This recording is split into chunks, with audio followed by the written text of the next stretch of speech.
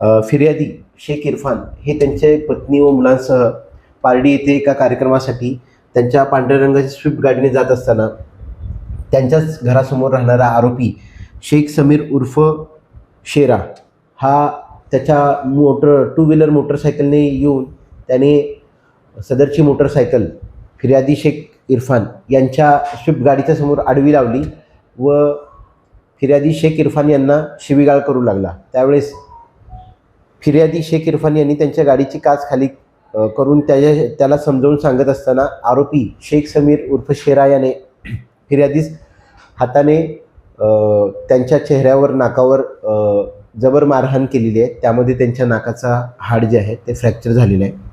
तसेच त्या घटनेनंतर आरोपी शेख समीर याने फिर्यादी शेख इरफान याच्या घरासमोर जाऊन फिर्यादीची जी वहिनी आहे शेख अल्फिया यांच्या घरासमोर जाऊन त्यांनाही अश्लील शिवीगाळ केलेली आहे। तसेच त्याचे स्वतःचे कपडे काढण्याचा प्रयत्न केलेला आहे।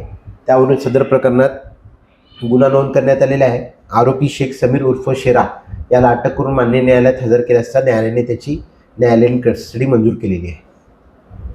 सदर गुन्ह्यातील आरोपी याचा यापूर्वीचा गुन्हे अभिलेख आहे।